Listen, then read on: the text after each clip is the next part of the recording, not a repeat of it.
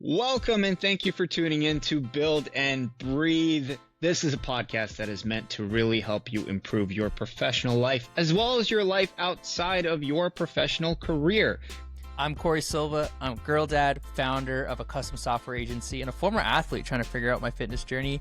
Here to explore the grind, the growth, and the game of building business and life at the same time. And my name is Nik Andrews, also an entrepreneur, fitness expert that is published both in radio and TV, and an actor. I am currently building the most comprehensive and value-packed corporate wellness product on the market. Thanks for tuning in, and welcome to Build and Breathe. Hello. We are back. Hopefully everyone listened to our last episode and are enjoying themselves this Thanksgiving weekend, and we'll continue to do so throughout the holidays. That was a fun conversation that we had. Lots of great nuggets in there. So if you didn't listen to it, go listen to it first, and then you'll still have some good nuggets for Christmas.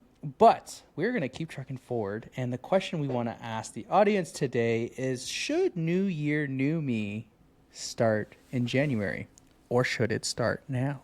So that is what we're going to talk about today. I can start with my own opinion about it, if that's cool with you. Why don't you start with, like, have you ever done the whole New Year, New Me thing? Right. Have you ever done that? Yeah, I have done it. I have done the New Year, New Me thing. I used to really like it. It almost felt like a refresh of myself every single year.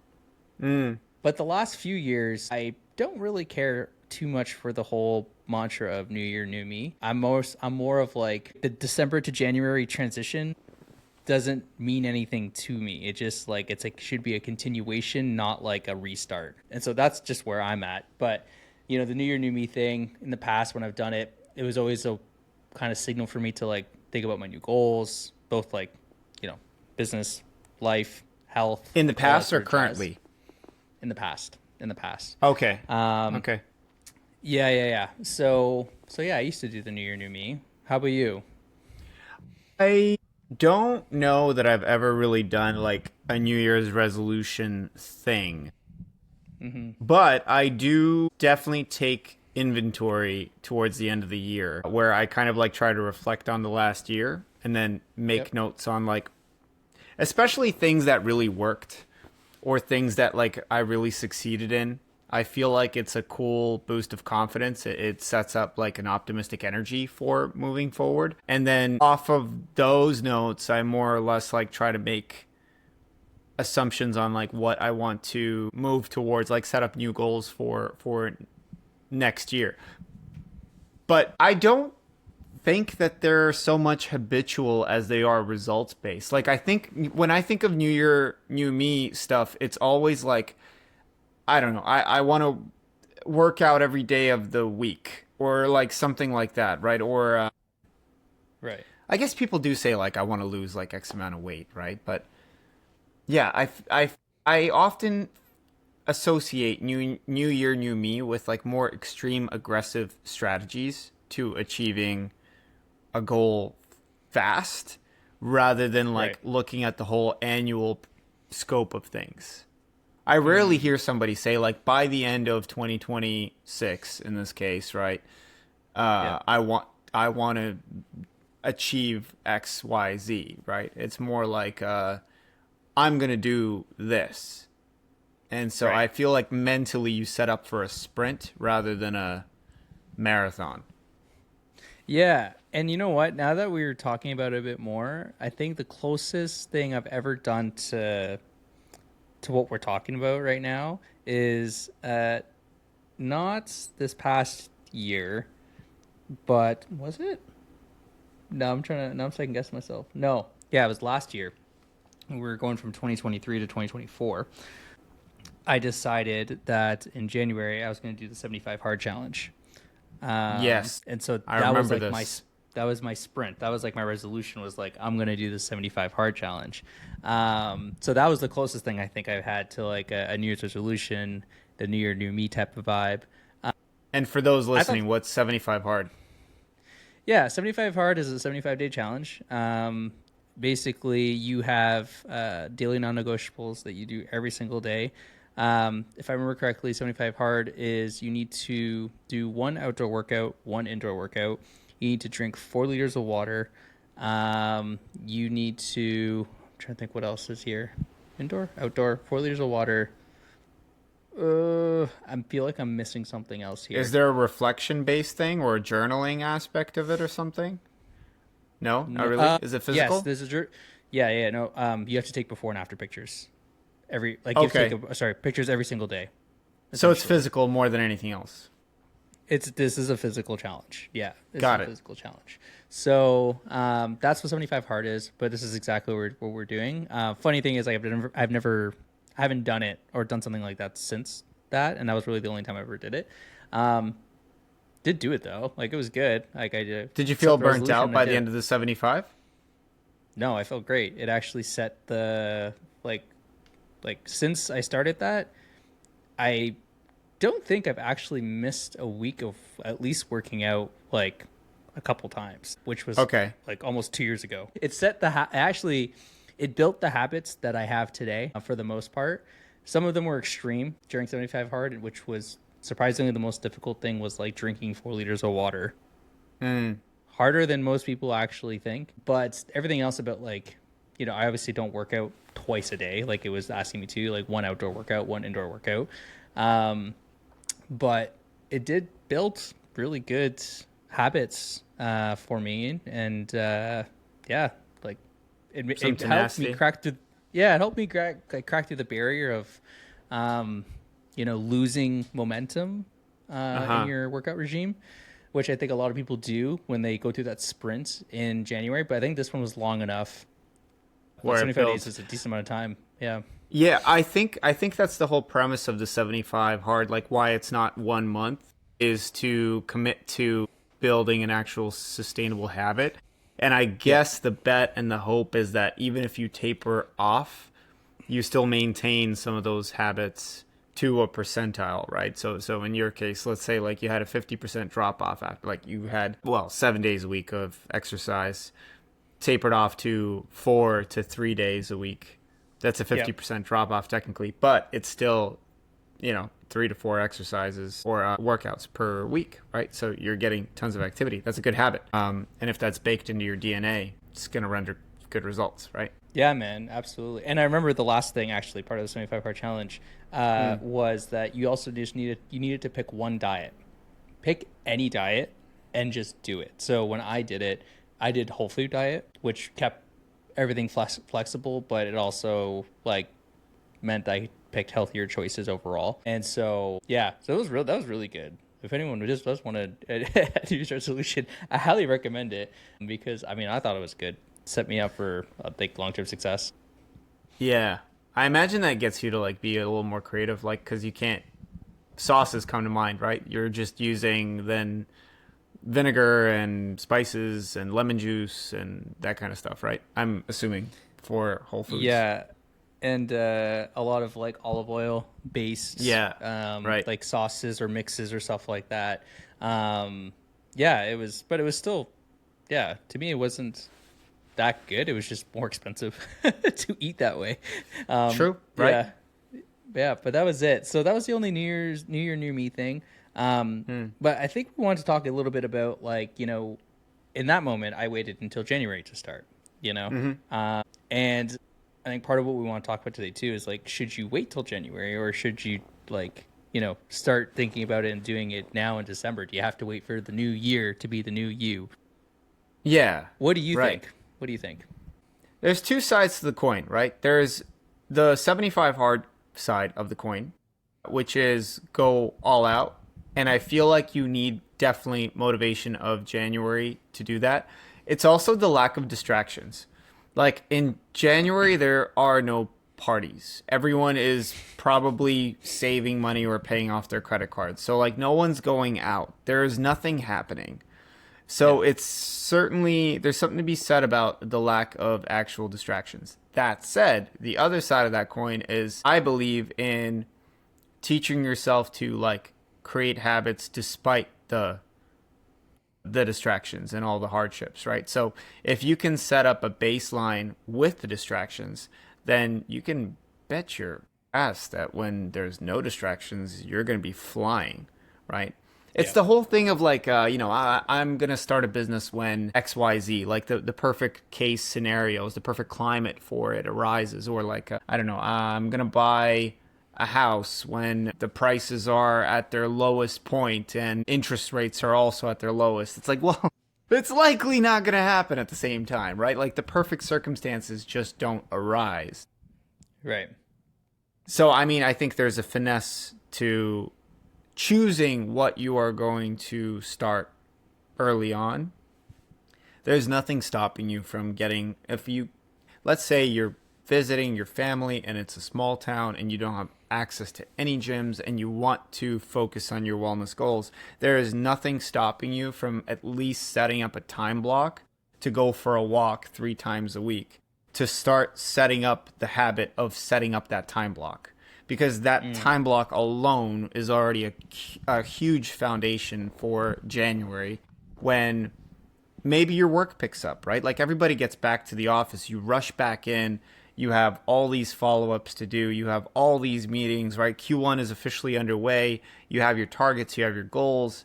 That's going to run away like a freight train, right? So you at least knowing how to block time is going to help you. And that's probably going to stop you from burning out in the end, right? At the end of February or whatever it is. Yeah, I like that a lot.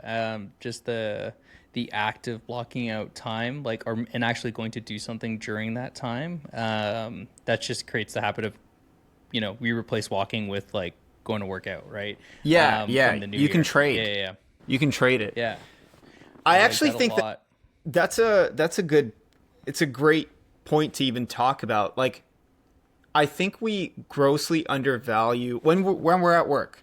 We block everything out. Typically, meetings go into the calendar, right? Like, and if you're smart, even the empty space of your calendar, you're gonna fill with like, these are the times when I do X, Y, Z, right?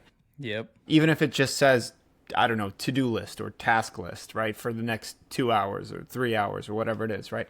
But if you can learn to time manage in that way, in that manner, it's shocking that we don't do it for health and wellness in that way. And I know this because I've coached a lot of people, and I tell them, like, put it into your agenda, put it into your actual Google Calendar. Even if you're not training with someone or you're not taking a class, commit to that time slot within the gym and say that you are in the gym during that time in your calendar. Right. Let it pop up. Let that reminder hit you. It's so important. Yeah, I love that. That was something I also started a couple years ago as well too. Every time in my calendar is filled. Mm-hmm. And like, if I was to pop it up, it's just a colorful mess. And it's Mine just too. like, but most of the stuff, like you said, is just, blocking times for when I want to do certain things. So like going to the gym is one. Yep. Even like as small as walking my dog is in there. Eating lunch is in there. Dinner and family time is in there. And then during the day, I have like certain blocks of like, this is when I have my team and ops meetings. This is when I have my sales and clients meetings. Like, those are my ideal slots. And I let the reminders hit me all the time. But yeah, just everything is filled because like you got to commit to it, right? Yeah, I think, I have a client that comes to mind as well where he used to prioritize, like he used to say that he would prioritize his health and wellness, but then he would always circle back to prioritizing social gatherings with his friends, right? And what I suggested to him was like to book every time that he would prioritize social gatherings with friends, he would I would tell him list that on your calendar, just so you can have a visual representation of like how much time you took out in a week to be drinking with friends, right? And it's like, I don't argue that that's important. I think that obviously having a social interaction with friends is massively important, right? And it's great for your mental well-being, but it's all perspective. If you're doing 3 to 4 hours a day, 2 to 3 times a week, that is a lot of time, right? You're nearing now 15 hours of dedicated time towards drinking and not really doing anything. If you limit that to 1 day a week, that's better already. And if you can reallocate those hours into 2 movements, so trade the 3, days of socializing for 1 day of socializing, and then instead of spending 3 hours on the gym, just 1 hour. So you're saving 2 hours on one day and 2 hours on another day. It's going to make you a more efficient human being, right? I can only imagine as a father how much more important that is. Like, that is a huge life skill, because once you have a family, now you have to allocate time for family, right? You said family time.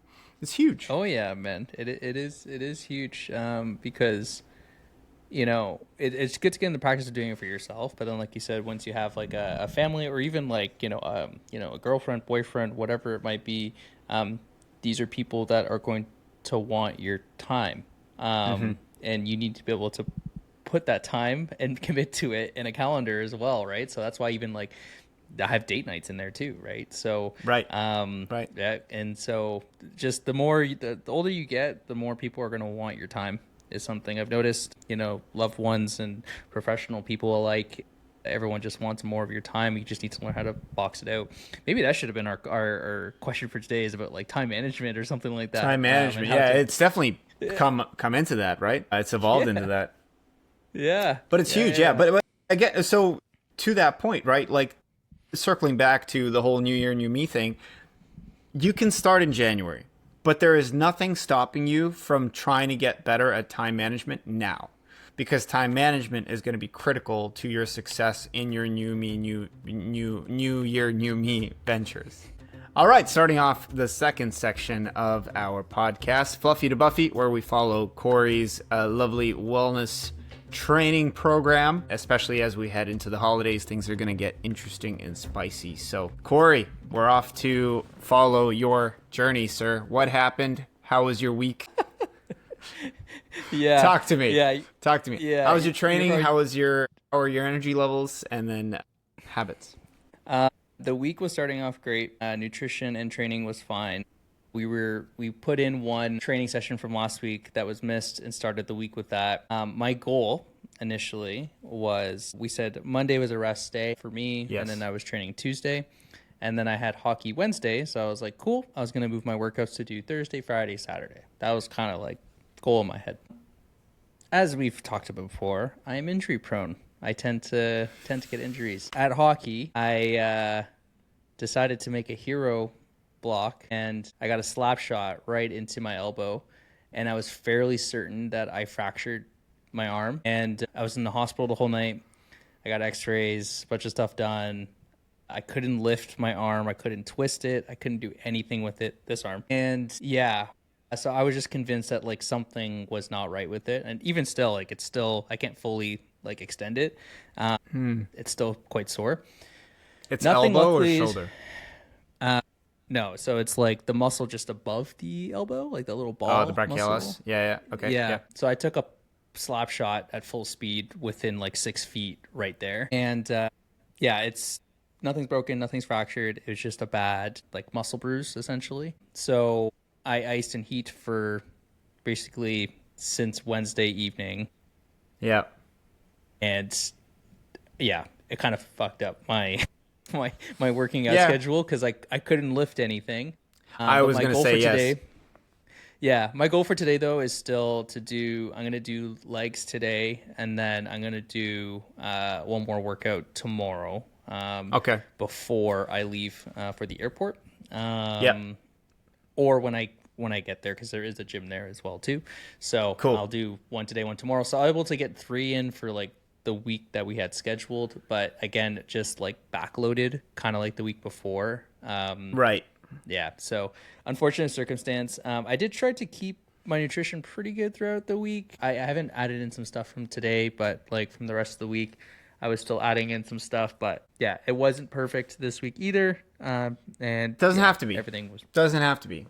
So no. I'll chime in. So setbacks happen. So don't beat yourself up about it. It's fine. We just adapt to it. For anybody watching, the part that Cory injured, and I'm learning about this right now as we speak, it's connected to the forearm muscle here. So anything essentially where he actually tenses his grip is going to hurt like hell. So it's not that he can't bend his arm necessarily, and it's not necessarily the pulling or the pushing mechanism itself, but it's anything where there's tension created right at that forearm, which is usually caused by gripping. So anything resistance wise, that if you pick up a weight is probably going to hurt him. So it creates a bit of a challenge with everything other than movements where he doesn't have to lift things. So where my head's going is, in order to let that bruise heal, and I'm assuming it's going to get better by the next week, maybe 2 weeks max. If it's just a bruise and there's no tearing involved, that's usually going to go away. But we can substitute all of our exercises that get you to hold things with exercises that don't. So an example is, like, for back, it would be a lot of back extensions this week. So it's going to be quite a bit on the lower back, but you don't have to hold anything. It's just going to be body weight for your back. You're not pulling your own. You're pulling your own weight without having to grip anything. It's not on a pull-up bar. It's just a lever back and forth. For legs, we can still do leg presses. We can still probably barbell squats, depending on how. I'm assuming you can probably just relax that grip, right, and still be okay. Yeah, I think it is good now. Like, the doctor literally told me, he's like, you honestly should be good by the end of the weekend. So, okay. And like, I've iced and done heat, and like yeah, I can grip stuff now. Like, it's sore, but it's not like before where it was like sharp pains to lift stuff up, you know? I would give it a few more days. I've irritated that muscle before, and it can feel like a strain if you come at it a little bit too early. So I just give it maybe 2 more days and work around it rather than try to hold the bar now. Okay. Yes. It looks like you're cool. Yeah. No, I'm just like, cool. I agree with you. Okay. I'll listen to you. Got it. Yeah, so we'll plan around that. Let's have a look at your nutrition stuff. I mean, good for you for still staying on track as far as, like, working through the injury, right? A lot of people when people have a setback, they almost like feel sorry for themselves a lot of times, and they just like throw everything else out of the window. And that's never a good approach, right? Like, just because you can't be 100% doesn't mean you can't be 80 or 60 or 40 or hell, I'll take 30%, right? So it's important to, again, just don't feel sorry for yourself. Like, it's okay. Things happen. Professional athletes get injured all the time. It does not stop them unless they literally just came out of surgery. It doesn't stop them from working, right? They rehab the thing that they need to. They're studying, like, tactical strategies of whatever game they play, right? If it's a soccer player, they're in theory and doing rehab, right? And then when you can get back onto the pitch, you're starting to ease back into it, right? No one's expecting you to go from infirmary to 100% of the time game time, right? In a week. Life happens. It's normal. So yes, we take it with that approach. So now what we were talking about was maintaining calories throughout your holiday season. And it looks like Cory's been doing great with that. A little bit shy. Monday, but yeah. Yeah, I was going to say, did you actually undereat, or you didn't track on that day? No, I actually underate. This is the stupid thing. On days when I don't work out, I don't eat what I feel need like to eating. Yeah. So it's I don't know. It's a bad excuse, but it's the reason why I did undereat. Tuesday, I might have missed something, because I don't recall undereating on Tuesday. But anyway, it could have been that as well. But I can double check in there. But the rest of the days were fine. Fun fact. So we have a bar here for 2,000 calories, and you're sitting under it with 2,034 calories, which tells me that you drank some alcohol and you put it in. Is that correct? I did no. I did not. No? No. That's interesting. That's curious. Oh, is that usually what happens when it shows 2,000? Usually, but yeah. Because alcohol doesn't technically count towards a carbohydrate, even though it is. So the calories come in. But I'm trying to think, what day was that? That is Wednesday. Oh, that is Wednesday. Did you have a beer or anything? Okay. No, that was my night of hockey, so I don't drink or anything like that. Beer I before don't drink the normally. Hockey? Interesting. Sugar alcohols, maybe?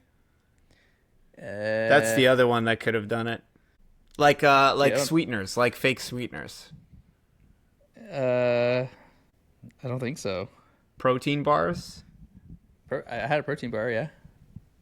Yeah, that's it. That's what would have done it. There you go. Yeah, yeah. So it's if your protein bar has, if you look in its ingredients, and actually if you look on the back of the label, it'll say like fats, carbohydrates, and then proteins.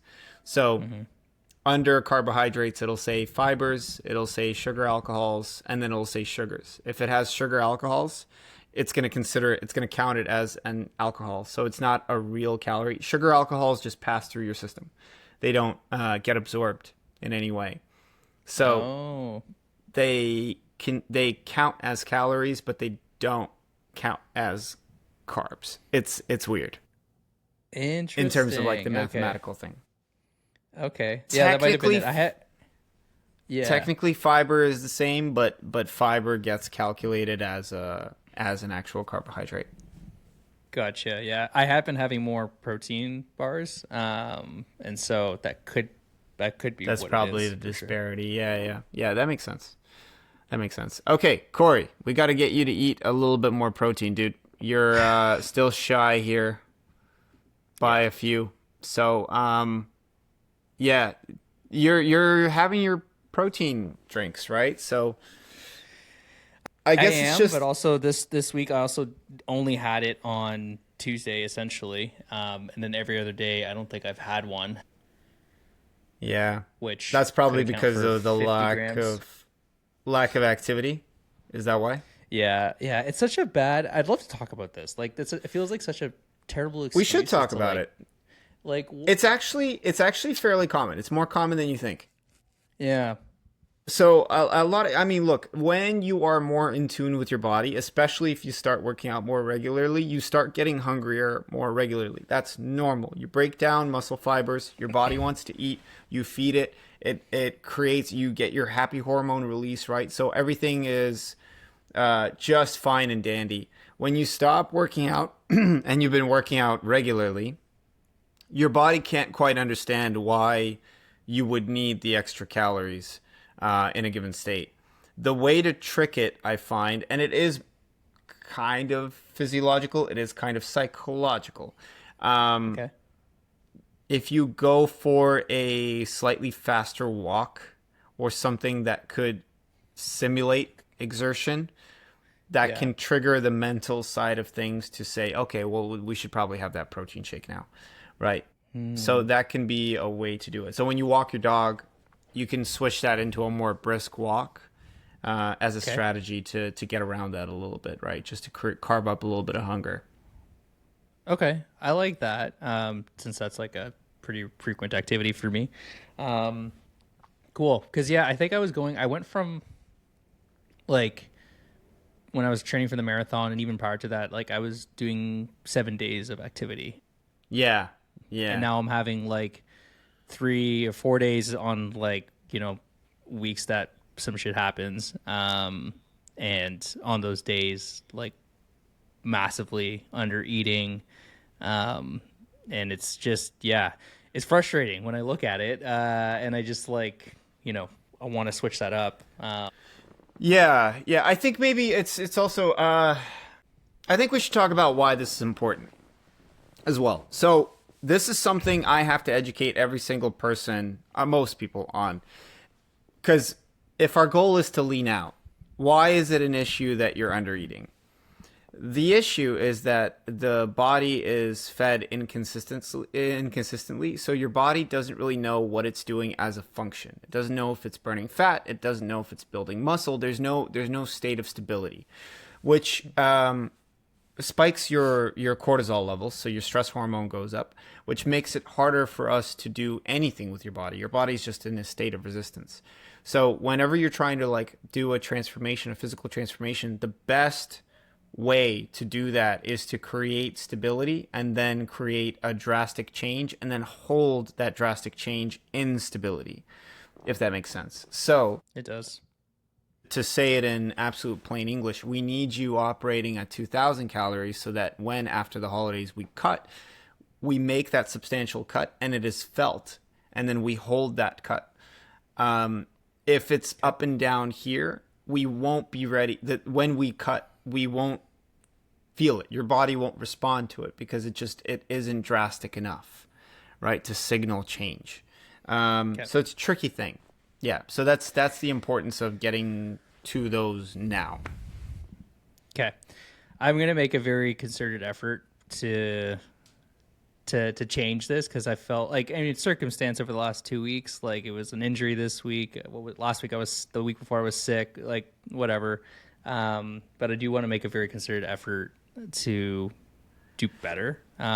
So I'll take those cues of like, on the days that I'm not working out, of like, using a walk turning into a brisk walk to like initiate my body to be like, cool, after this brisk walk, I'm going to go have my protein shake like I would after a workout.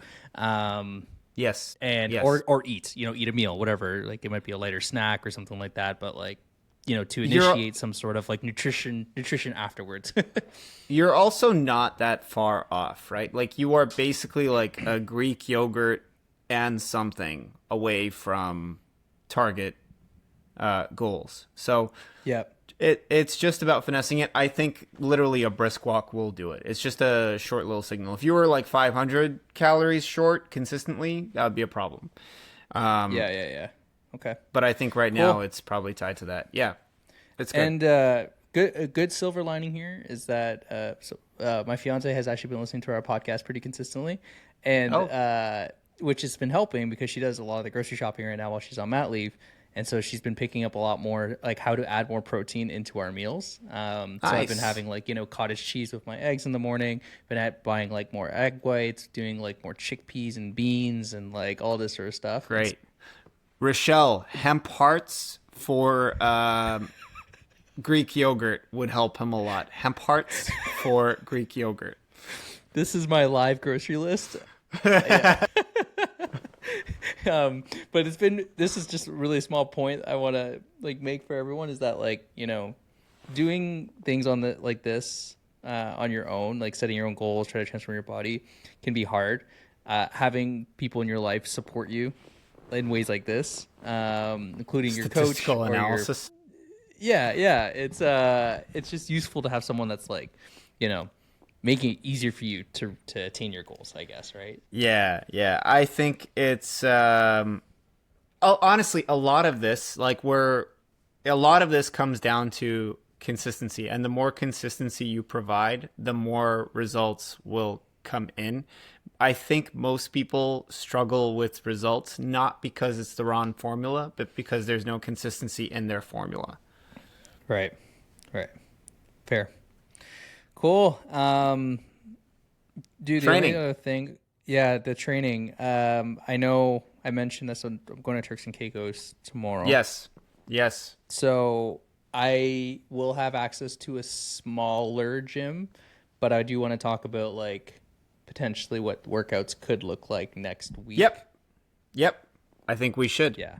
So my first question to you is, I know where you stand with holding things, and it should be okay by midweek. Where are you with like a push-up? So flexion of your wrist this way. Can you do that, or does that aggravate it? Because it is technically flexing that muscle. I'm going to do it live. 1 sec. Okay. I'm going down. Okay. Cory is doing a live push-up at the moment. We're good. Oh, nice. Okay. Did you actually put pressure on it? I did. I did a full military push-up. Okay. Sweet.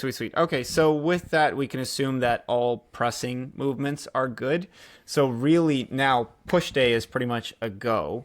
Now the only issue potentially is pulling. So Romanian deadlifts, rows, lat pull downs, things like that. So we are now at 66%. In my mind, I'm counting like the inventory of exercises. We're now at about 66% of exercises that are good to go, right? So that's pretty good.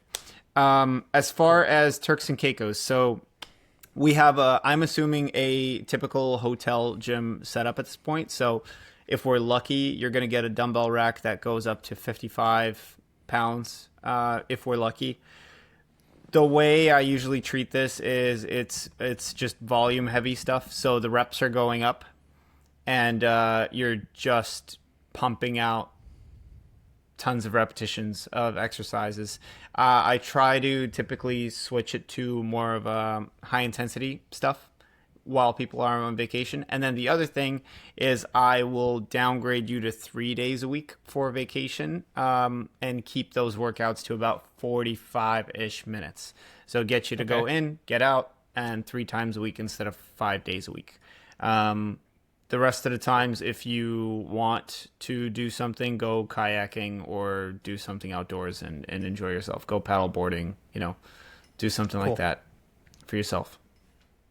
I was just quickly looking to see like what exactly is in this gym, because I can see in here. It does look like there's some typical stuff, like you just mentioned. The benefit is, though, it looks like there's an outdoor, those outdoor gyms that we kind of always around. I think they have like stuff like that with a bunch of like bars and other things there, so I could play around. Send me a photo of it. Okay, that'd be helpful. Yeah. Cool. Okay, cool. That's Turks and Caicos sorted. Calorie wise, let's do, maybe before we call this, so tracking nutrition on vacation. I am not going to expect 100% tracking. I don't want you to focus on that. Go relax and enjoy yourself. The only thing I want you to look at is your protein intake. So go for 3 hefty meals. I'm assuming you're going to do breakfast, lunch, and dinner usually, right? Those resorts are usually set up for that. Aim for 50, and 50 grams of protein. And if you want to log anything, just log that. So what we'll look for next week when we check in is 150 grams of protein daily, 150 to 180, nothing else. Yep. So if you hit that, we're good. We're going to count that as a check mark. Okay. The benefit here is that it's a little bit different than a regular all-inclusive resort, in the sense that like it's like a private all-inclusive resort, so we actually can go grocery shopping for pretty much everything we need. So we are going to be cooking most of our meals, which I think makes tracking probably not that difficult, but I like the idea of just doing protein. Regress during vacation. Regress. Yeah, regress. This is the whole, like, one of our first podcasts was like setting up minimums. When you're on vacation, set up your minimums. Don't go for your maximums. So yes, perfect world and stuff like that, and we can talk about where you missed last week, but that was last week. This coming week, there's going to be a new set of challenges, right? And yeah, all you need to do is focus on your protein intake, make sure you're hydrated, get 3 days of workouts in, and then when you come back, well, it's going to be close to the holidays, but I think we have another week or 2 before the holiday week. So we can get some work done there. Thank you for the solo clap. Everyone, welcome to our last segment, Touch Grass. This is where Nik and I, as working adults, as men, we try to relate to everyone about like how we ground in the week that just passed, or even previous weeks, wins and challenges that we had, and then like how we want to actually move forward with some of our new challenges that maybe have come up in the past week. But the whole goal is just sometimes, I think sometimes we might overthink things. Sometimes challenges might seem bigger than what they actually are. And part of this is just like, we talk through it so that we're like, cool, we're grounding ourselves a little bit in what just happened. And maybe it's not as big as we think. Break it down into smaller pieces, usually a bit more manageable. Totally. Yeah. So let's start with our wins. Nik, any wins from this past week you want to share with everyone? Yes, but they're film related. I got through all my tasks that I needed to do on the corporate wellness side of it. So I did some outreach. I'm proud of that. That's great. That's good. This feeds into the challenge, which I won't get into yet, but responses are a huge issue this time of the year, right? So even if that was a welcomed email, responses are just not going to happen. Anyway, back to the wins. The other wins, though, is there's a statistical website that actors use where you get to see who viewed your profile and how popular your profile is based on activity. And my rankings skyrocketed this week because of the Christmas movie that came out, and this Netflix week, Netflix. And then just yesterday, this show that I filmed in August just dropped its first trailer, and then that's got its streaming service in Canada locked in now. I think the streaming contracts are still out in terms of the States. Like, we're still waiting to hear what's going to happen with that. But Right. it's a huge movement regardless. And you kind of get to see the categories of professionals that like saw your page. So I got to see that a few casting directors saw my page. I don't know which casting directors, but it's always cool because, you know, Yeah. you're getting some kind of, not recognition, but some kind of viewership, right? Or curiosity, right, is happening. So that's cool. Cool. That was a nice win for sure. Yeah. I think the other thing too, it was Thanksgiving weekend, and I got a lot of messages from professionals in the entertainment industry that I worked with, directors, casting directors, managers, and it was a great moment of reflect. All those people I met and made contact with this year since I moved. So to see it all in bulk come in on one day was really interesting. I was like, wow, Yeah. have contacts now. That's awesome, man. That's really Yeah. cool. Because I never really thought about that. Like, you wouldn't otherwise like see all that at once, except during a holiday of some sort, right? Yeah. So it's been interesting. It's been rewarding. How about you? Wins this week. Trying to think. Yeah, you know what? One win this week is that actually two sort of is we officially hired 2 more people onto our team this week. We've been moving very quickly with that, like literally meeting someone one day, jumping on a call with them the next day, and then sending them a contract by the end of the week for them to start the next week. So it's been moving very quick. So we hired a new senior software engineer who's starting on Monday as a part-time basis and going to be working on a single project for us as kind of like a test project with the goal of him potentially moving to full-time in the new year if all is working well. Nice. So that's really exciting. So that was a really good win that the team's continuing to grow. I had my EA start this past week on like a trial basis, and the company she basically got hired through for us does this like 1 week test trial with people, and she did really good. I really liked her, the way she'd worked, and yeah, so I told them that I want to continue working, and so she's going to be starting permanently as well on Monday. So super exciting. So that was like my big wins. You know what challenges I'm having, guys? Tech ones. Technical challenges right here. Here we are. Yeah. I like Here this. we This is are. this is why you like to do this. It's like a handheld prompt. Yes. I was going to say, with the executive assistant, I would love to hear about your experience and how much you get out of it, like in terms of optimization, or like how you allocate what you trust to that person. What do you get back as that evolves? It would be really cool and interesting to hear and learn about, because maybe some people listening, even myself, like when would I consider getting that as well, right? Right. What benefit do you see from that in real time? Yeah, man. I'll definitely keep talking about it as the weeks and months go on. But early insight, like I think the first month of having an EA or a VA is generally like a ramp up period for most, because they're learning the context of your business. They're trying to understand how you normally would respond to certain things, like who your clients are, who's on the team, if you have a team. But I could already see like I wasn't used to it, because I want to get to a point where I don't even have to look at my emails, where I was still like looking at my emails. I would like respond to something really quickly, and I don't necessarily need to do that. As the week went on, she got really quick at like, being able to like respond to people saying that like, cool, I'll check with Cory, we'll get right back to you. Or if she knew the answer, she just did it. So I think there's an exponential curve of how much benefit you'll get out of it as time goes on, because like any role after the ramp up period, they just get better. Sure. Yeah. So, and for her, just so everyone knows, like I gave her a test project for the week, which was basically I wanted her to build her 30, 60, 90-day onboarding plan.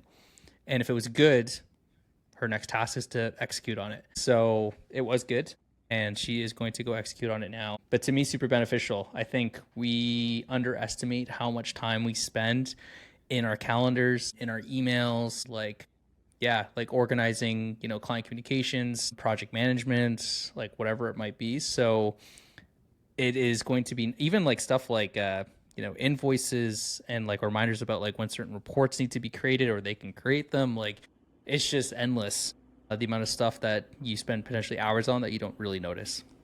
Nik, what are some challenges you're having? You said you had technical challenges, but what are some actual challenges? I am having technical challenges. We have experienced this before. Whenever we shoot on a weekend, for whatever reason, my internet provider just decides to absolutely crap out on me. And today, interestingly, different from last week, my microphone just decided to drop out. And I'm not sure if there, but as we found out, once you lose the mic, you can't change back into the mic while you are recording, while the recording is in session. It just kind of falls back to something. And it decided to fall back to my iPhone as my microphone source. So here we are, rolling with the punches. There you go. But I don't mind. It feels like I'm on a phone call now. Yeah, challenges.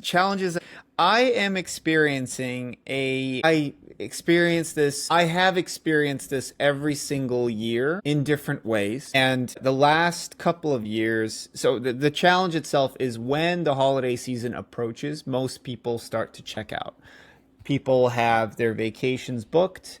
They are now kind of slugging away. They don't want to do anything before their vacation. They will punt any kind of decision until January as far as closing something off. It becomes incredibly inefficient, and it a lot of times starts to feel to me like you are spinning your wheels.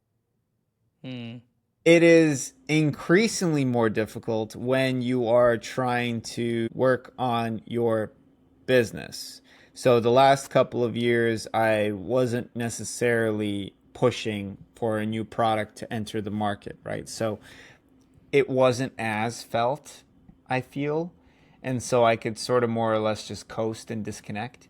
This year, I am back to that, which is kind of how I used to operate like 5 years ago. And I remember that feeling of helplessness, perhaps, kind of settling in, where you're like almost trying to just find who is still around and try to get a few things off of your list. And so the challenge is, at what point do you quote unquote give up?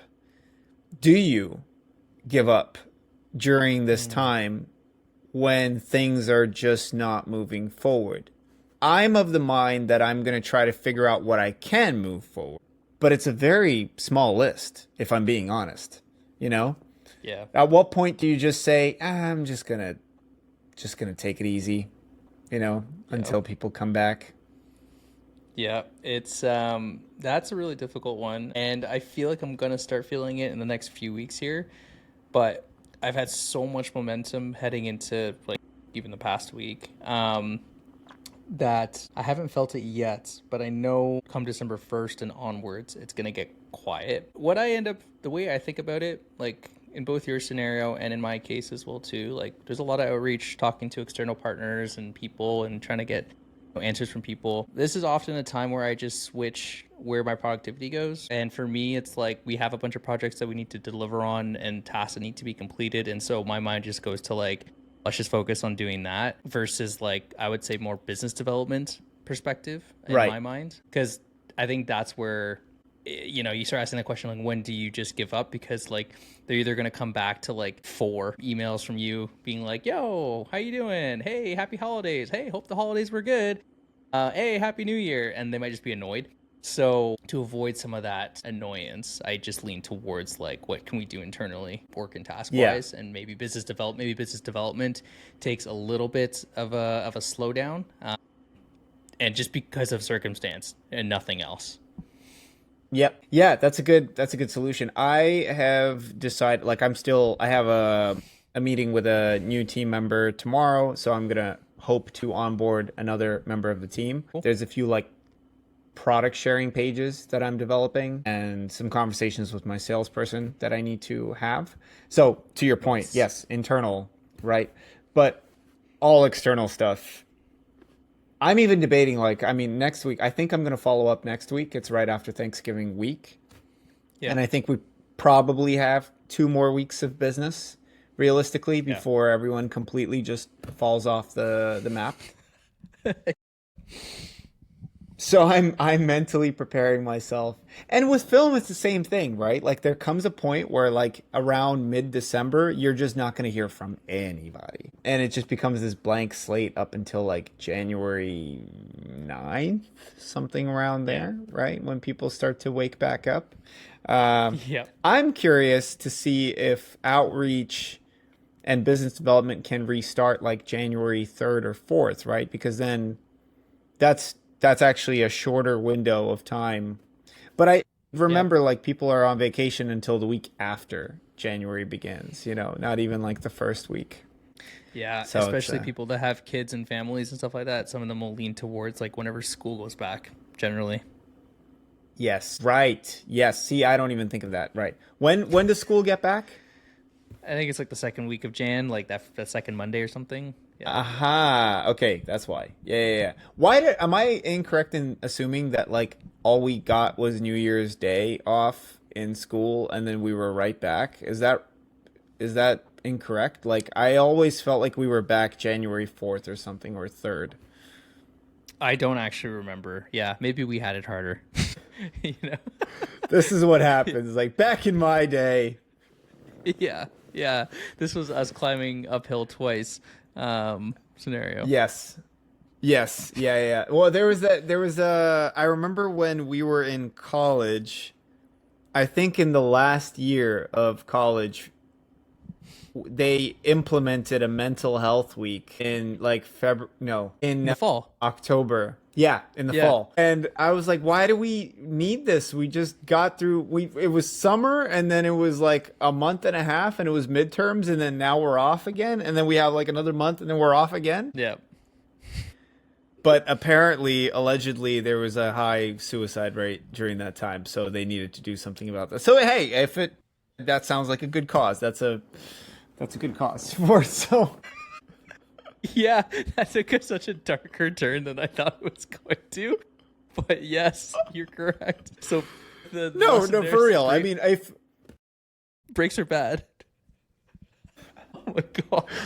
No, I think the lesson there is that breaks are necessary. The takeaway is that Nik struggles with breaks. Oh, okay, gotcha. Which is gotcha. breaks in momentum. Breaks in momentum hurt me. Yeah.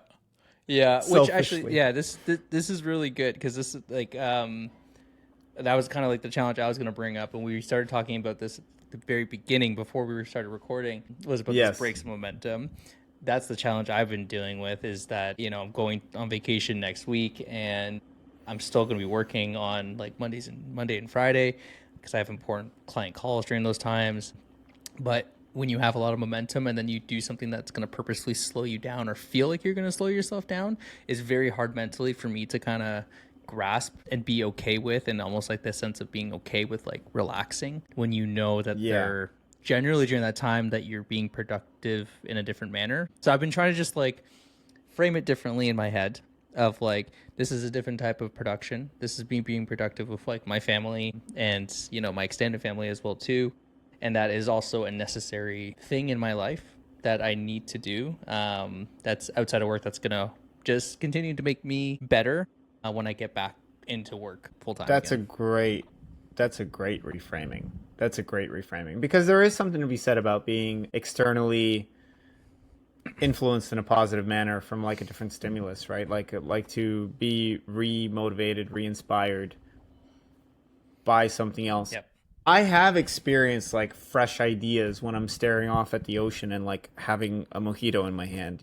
Maybe I'm assuming some people, maybe most people, shut off 100% of the time when they're on vacation. But I find that when you create a vacuum, sometimes the better ideas come along. But I forget that. I am very quick to forget that this happens.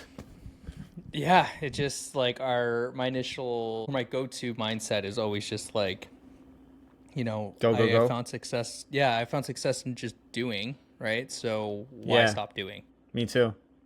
Yeah. It's trekking through, making hard choices.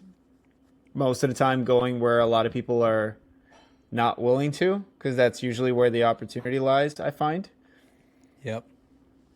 So anything other than So back to our original question, though. When do you shut off? Like, the easy answer was go internal. Yeah. Is there a time to When shut off? Yeah, like completely. Mm-hmm. Yeah. I don't know, truthfully, man, if there is for me right now. For me it's like I can't even say the actual days of the holidays because I often forget holidays nowadays. There's a lot of days in there. Yeah, dude, I don't know when I shut off. And I don't know if I don't even know if it's like bad to say that you don't. Like right now, I feel like even if I'm not actually doing work, but I'm thinking about it, as long as it's not ruining my time with like my family, um, then I feel like I'm okay. But I honestly don't know. I don't know if I have a good answer for it, man. Like Yeah. I don't know if I will be able to shut off, truthfully.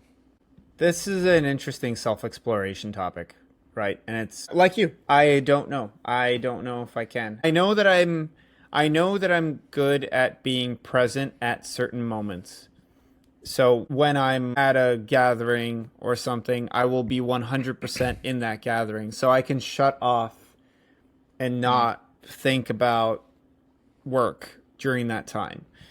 And I'm very grateful for that. But the thing is, where I'm going with this is that I often feel like shutting off for days is never necessary for me because I can just be present for an afternoon, an evening, maybe a day max. And I'm generally good to go. I don't know if you ever have this feeling where like you spend a day and you're like, wow, that felt like a vacation. Like the one day felt like a week of resting. I don't know if you've ever experienced that, but I experience that on a weekend fairly regularly where I just block out like an afternoon Yep. and it ends and I'm like, I can't believe I have another day of the weekend, you know? Dude, that's literally what I was about to say was that, well, that usually for Oh, okay. me lands somewhere on the weekend. And it's funny, like I still do work on the weekends. I end up Me basically having too. like two half days, like half of Saturday, half of Sunday that I have off, I guess. So But we're it's really workaholics. funny. That's what we're engaging with here. Yeah, but it's just really funny because even that if I spend half a day doing something, going out, all this stuff, I get back home, I'm like, wow, that was, I did a lot. Like we went out and Eventful. Yeah, yeah. we did all these things, and but then I get home and I'm like, okay, usually when I get back home, I am working, and so I feel sometimes a little bit lost when I'm like just chilling when my computer's just right there, and I could be Yeah, working. yeah. Right. Funny, Yes. yeah, but yeah, I usually feel that on the weekends for me. Right, right. Okay, all right. So we don't know how to shut it off, and when we do, it's for a fraction of the day. And instead of taking a full vacation when other people are taking vacation, we should work on internal work within the company, not ourselves, and And then when we're actually go like pause on outreach for a vacation, week or two. and then when I'm actually on vacation, I'm still working 2 days, and I actually promised, people that I have a 3 day block where I'm not going to work, allegedly. Right.